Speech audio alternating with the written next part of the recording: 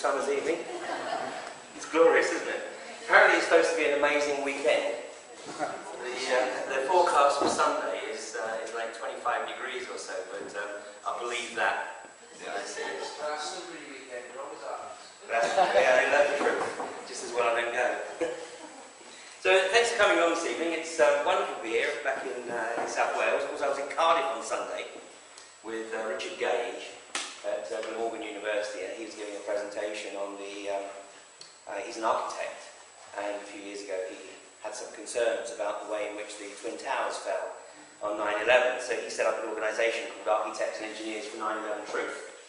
And so he's been doing a series of talks around Ireland and the UK. And when would it be? On Monday evening, he did a talk at the Royal Institute of Architects in London.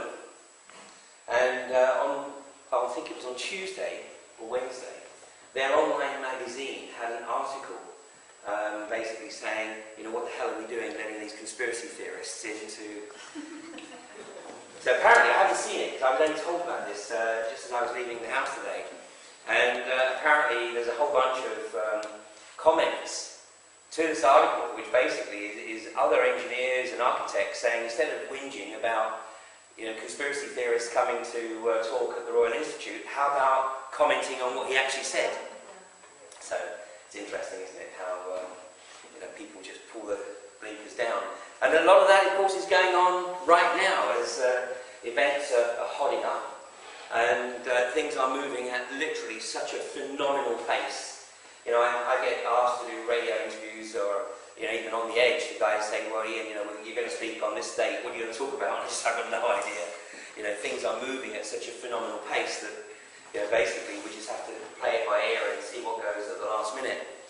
And, you know, what's occurring right now, of course, with the financial situation, is still unfolding. I mean, we may literally be, I mean, by the time this meeting ends, who knows, the euro could have totally collapsed. I mean, things are moving at such a phenomenal rate. I mean, I think that the Greeks are suddenly realising, well, the Greek politicians are realising that they've been totally shafted, and, you know, maybe they have to do something dramatic, like get out of the euro, which of course is what they were being told 2 years ago, and had they done it 2 years ago, they'd have been in the same situation as Iceland is right now, which is well on the road to recovery, and also, you know, in total control of its own economy, as opposed to subjugating itself to effectively unelected finance commissioners of the EU. And somebody asked me earlier this evening, you know, how attendances were with these talks around the country, and I said, well, it really depends how bad the economic situation is in any given area. And the bottom line is, you know, if I get north of Watford Gap, then it's packed houses. You know, down in the southeast, it's like, what crisis? You know? And as I'm going to show you, you know, sometimes it can happen in the most unexpected places, and it can happen so quickly,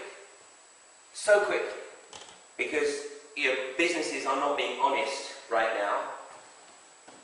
Who can blame them? And consequently, their employees suddenly find themselves in situations that they had absolutely no preparation for or expectation for. You know, and I'm very familiar with this part of the country, because my ex-wife was from Pontarddulais, and we were married for 21 years, and so my first jaunt down to this part of the world was in 1978. And her father used to work in the pit in Pontarddulais, and then when that shut, he worked over the mountain in Blaenavon. And of course, then, you know, I'm very familiar with everything that occurred in that area in particular in '84, and the division within the communities, and, you know, some of that, of course, still hasn't been recovered. And, you know, we're in potentially a very similar situation again, where communities are potentially going to be divided as we see, you know, perhaps some increase in unrest around the country as, you know, as some of the unions decide that they're going to initiate some quite dramatic industrial action, and others don't want to. I mean, it is a mess. It's a complete and utter mess. So what I'm going to try and do through the course of the evening, I'm going to split the evening into two, because there's a lot of ground to cover.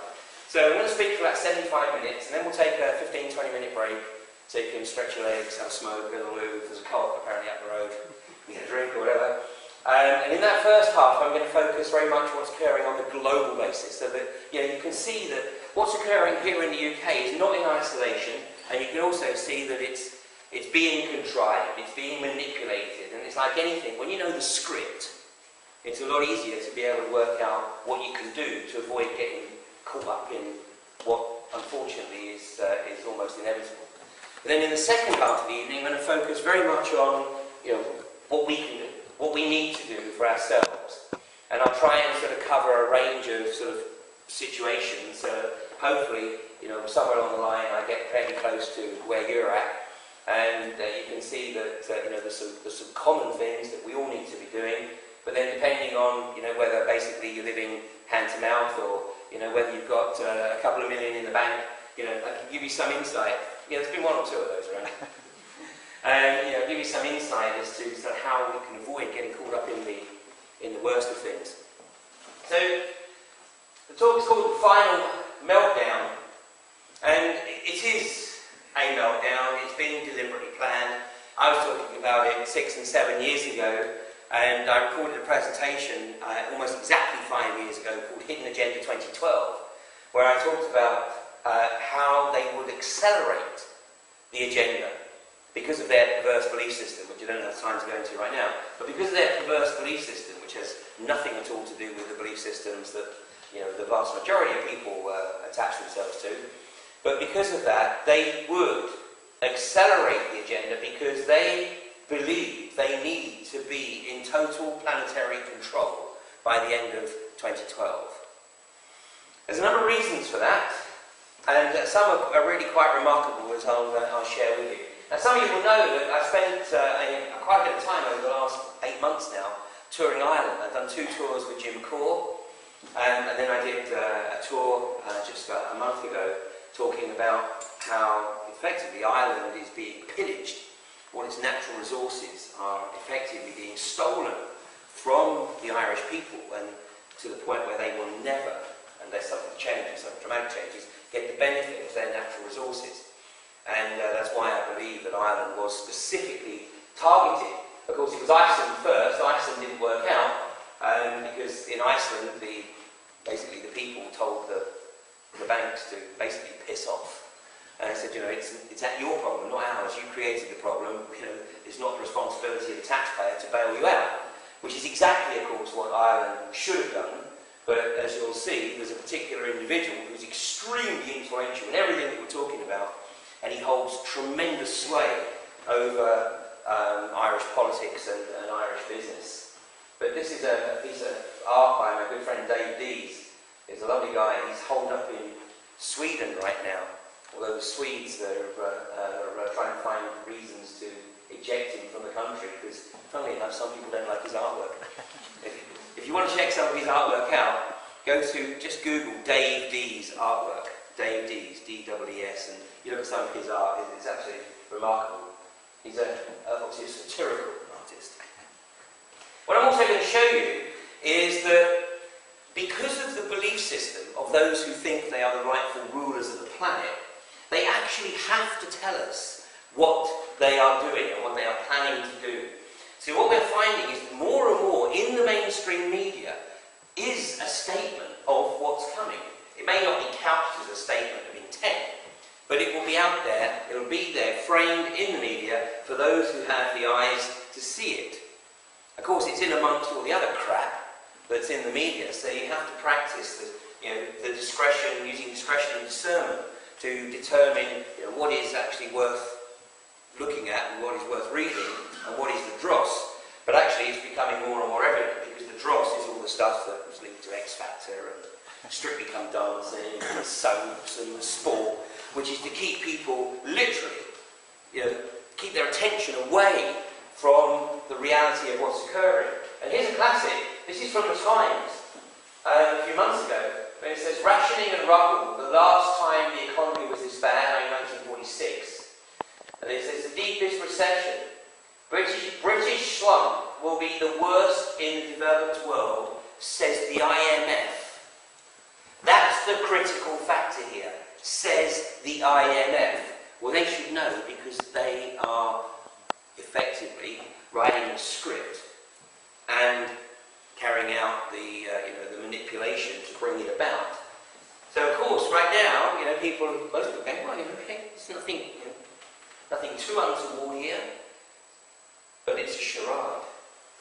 It's a charade, as you'll see in just a second. People, even in this country, people are really not aware of what's been going on in Greece for almost 2 years now. Greece is basically in the state of civil war. And it's going to stay that way until their politicians actually pull them out of the euro. What's happening, of course, is the country is basically being fleeced.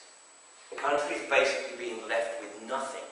So the banksters and the bondholders are taking everything they can out of Greece before it finally collapses, which is imminent. It's a similar situation that's going on in Ireland, in Portugal, in Spain. 200,000 people have been camping out in Madrid for over a month now. Are we seeing anything of that in the mainstream media? Of course not. Just like we aren't reading anything about what's occurring in Iceland. And I'll share some of that with you later on as we go through the presentation. But like I said, it can get very close to home. Look at this. This is actually from the Daily Express. Now, when the Daily Express ran this headline, they were about 10 days off, because it was actually the Sun that broke the story. The story obviously broke in a local paper and then was picked up by the national paper. But this is the front page headline on the Daily Express in the 3rd week of February this year. And it says, the UK begins to starve. Struggling families rely on charity food parcels or go hungry. And if I asked you where you thought that was referring to, which town in the country, or even which region in the country, we'd be here a long time before you got close. I promise you. Because it's about 35 miles away from where I live, in Devon. And nobody would ever believe that this would occur in Devon. What happened on, what would it be, Monday, February the 7th? People got up for work as normal on Monday morning, and when they went down to the factory gates, the gates were locked on the 2 major employers in the town. One was Wiseman Dairies and the other one was a pie manufacturer, whose name escapes me for a second. But these employers, long-standing employers in the area, some of the people working in these plants were 2nd and 3rd generation employees. They had no reason to perceive or believe that their employer was in any financial difficulty whatsoever. There was no consultation here, despite the fact that it's a legal requirement, of course, to enter into a period of consultation with your employees. It never actually changes the situation. But what consultation does do is it gives people the opportunity to at least come to terms with what's about to occur. Because, if they go into work one day to an announcement that, sorry guys, but the factory, the plant is going to have to close down because, and then there's the explanation, of course everyone is, but they've got 4 weeks to come to terms with it. To think about it, what they're going to do, what it is they're going to have to do in terms of cutting back or whatever. But when it just literally happens, when you walk out, when you get out of bed, and it's just the same as any other morning, but by the time you get to the factory gates, your whole world has been rocked. Well, this is the town of Oakhampton in mid-Devon.